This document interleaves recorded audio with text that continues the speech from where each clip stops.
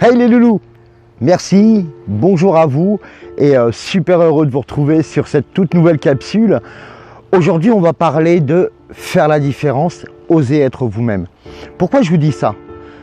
J'ai le temps maintenant d'aller me balader et d'aller voir des collègues, de prendre le temps d'aller voir des amis pour discuter avec eux un petit peu des choses qui les interpellent, des choses qui voudraient évoluer. Enfin on discute comme ça.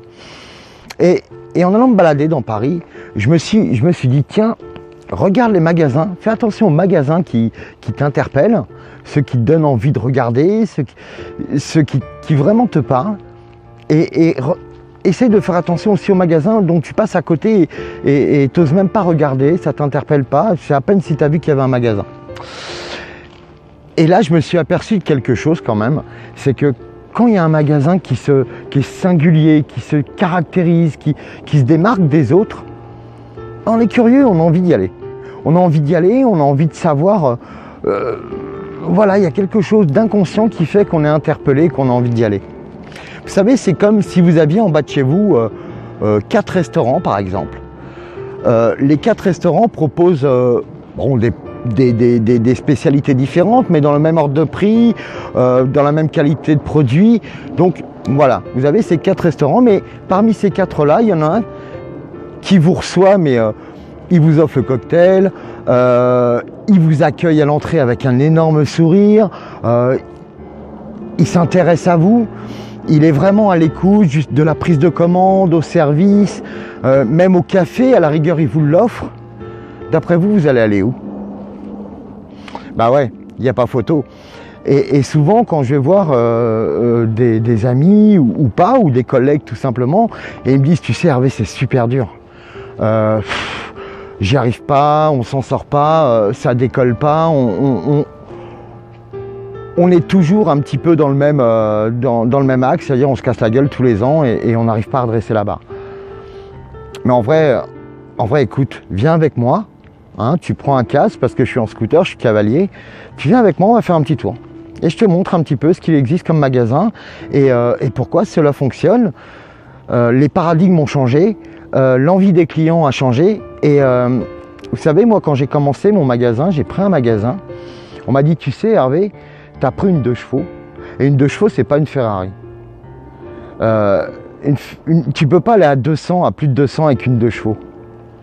Et ben, du moment où je l'ai eu jusqu'au moment où je l'ai lâché, une douzaine d'années après, ce magasin, on avait multiplié par 7 le chiffre d'affaires. Par 7. Les 3 premières années, on l'avait quadruplé. Après, on a agrandi, etc. Et ça a évolué. Mais ce que je veux vous dire, c'est qu'on s'est démarqué à cette époque-là. Lui, il attendait que le client vienne, franchisse la porte. Moi, j'avais mis des produits d'enfer dehors.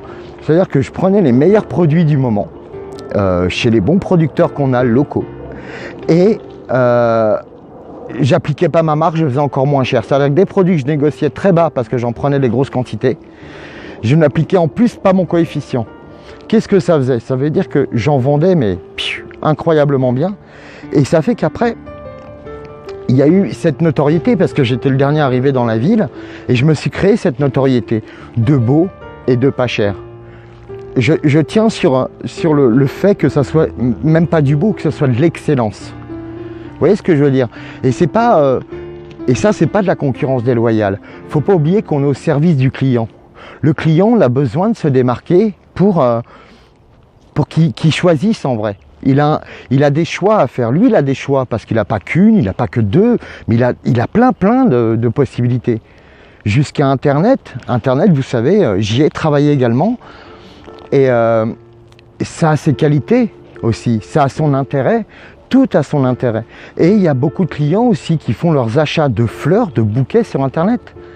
Ça peut interpeller les puristes, mais ça marche énormément et je trouve que ça peut rendre des services à un certain style de prospect. Donc à nous de nous démarquer, à nous d'offrir le service, à nous d'apporter ce petit plus qui vous empêche à l'arrivée d'un client de lui dire déjà bonjour, est-ce que je peux vous aider, de s'intéresser à lui, pas un anniversaire, ah c'est l'anniversaire de qui, ah sympa, intéressez-vous à lui, on a du temps.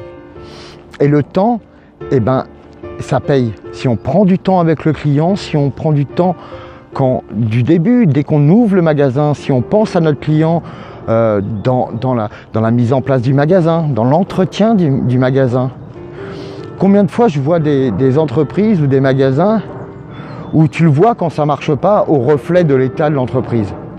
Donc à un moment donné, reflétez ce que vous avez envie d'avoir. Si vous ne l'avez pas maintenant, mettez-le en place, ça va venir.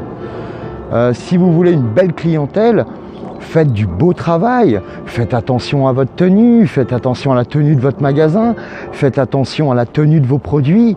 Là je parle, c'est vrai, beaucoup pour les fleuristes, c'est mon domaine de prédilection, mais vous savez, j'ai été dans la restauration, c'est exactement pareil. C'est insupportable d'arriver dans un restaurant où les couverts sont tachés et les verres également.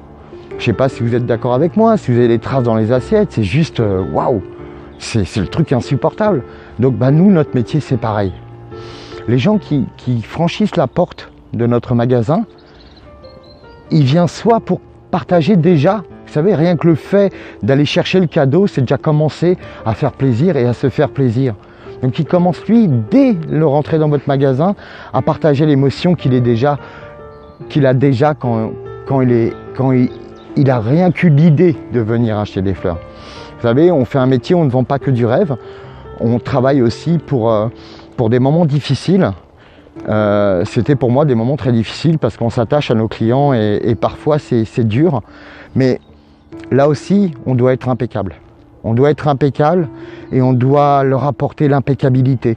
C'est-à-dire que à tous les moments, c'est important.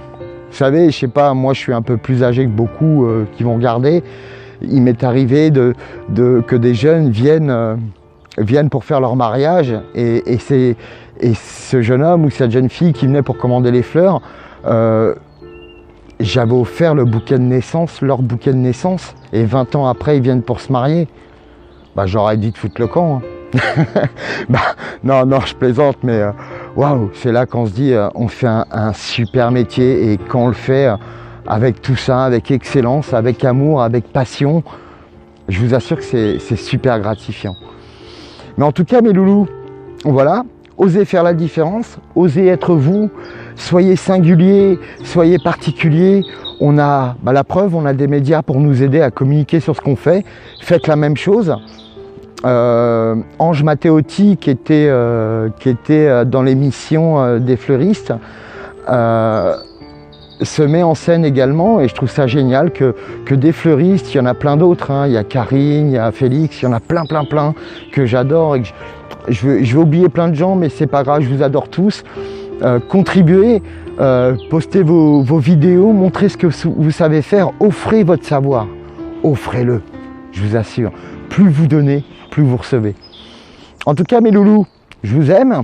N'oubliez pas, hein, je compte sur vous, likez, ça fait plaisir, mais des commentaires et puis voilà, partagez vos trucs à vous. Ok? Allez, je vous aime. À bientôt les loulous.